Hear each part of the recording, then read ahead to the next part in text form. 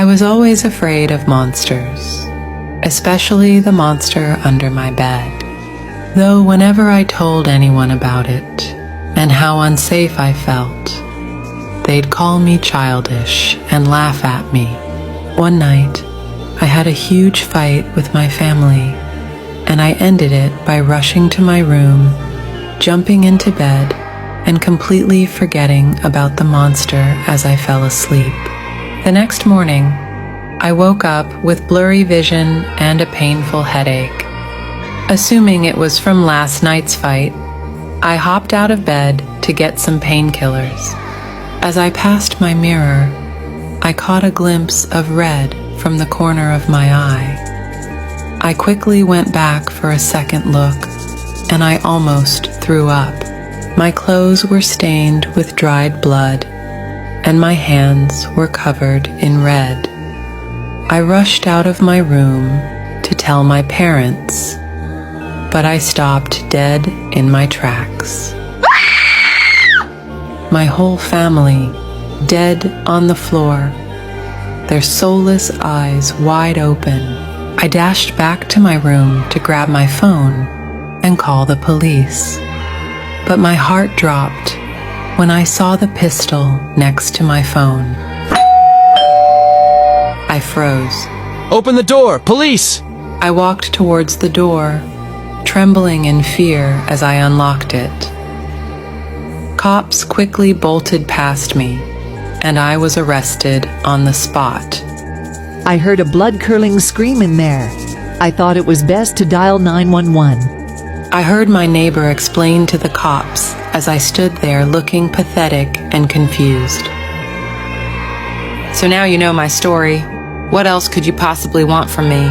Alice, please. It's Miss Carlton to you, young lady. Right. Yes, Ms. Carlton. I have to know. Was this monster ever stopped?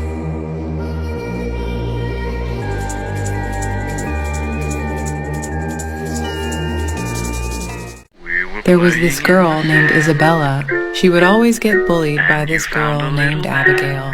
Abigail was pretty and popular. After class, Abigail was bullying Isabella for her glasses. During lunch, Isabella told herself she was going to get revenge. Later in the day, Abigail was walking home in the dark, but that was the last time she was seen. A girl named Abigail went missing yesterday after she was walking home. Her glasses have not been found. The next day, Isabella was talking to her friend, Naomi. Did you hear what happened to Abigail? No, what happened to her? She went missing yesterday. Oh, I hope they found out where she is. Yeah.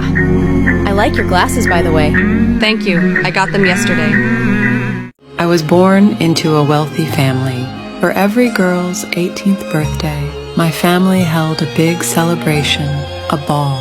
It had been a tradition for many generations in my family and was a symbol of entering womanhood. You are to bring someone as your escort, a young gentleman who would be your companion that evening. He was to escort you down to your mother as she places a tiara on your head that has been worn for generations. As my own 18th birthday approached, invitations were sent out. I chose my boyfriend William to be my escort. As I was greeting the guests, my friend Charlotte and her family arrived that evening with flowers for me. I noticed something unusual. William always had an eye on Charlotte. As the ceremony approached, Charlotte and William were nowhere to be seen. I found them in one of the rooms, laughing. Charlotte was prettier than me, but would my own boyfriend betray me like that?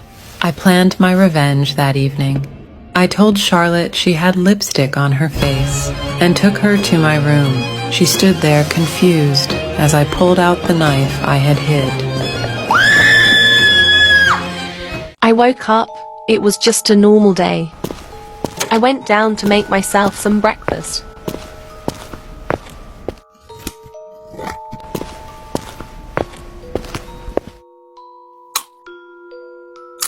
Once I was done eating, I went to go get change for the day.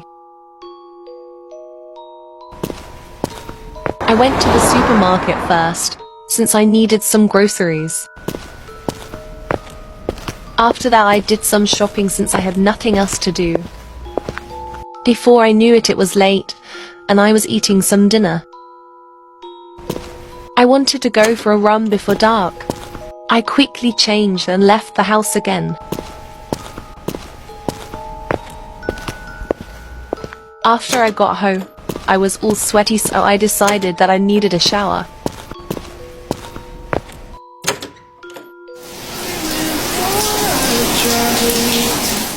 There was something written in the fog on my mirror. I thought it was someone trying to joke around, but then I remembered.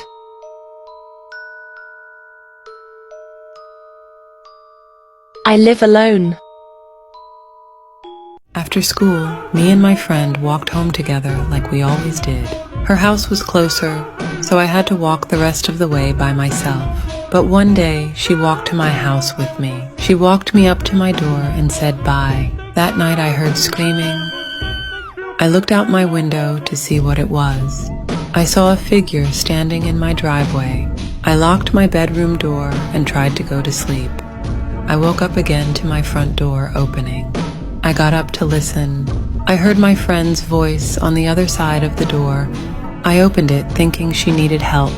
I saw her standing there, but she looked different. On my 7th birthday, my parents had gotten me a new doll. Her name was Ellie.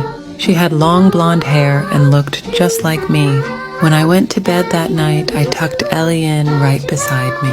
I had woken up to a noise coming from outside. I got up to see that Ellie was missing.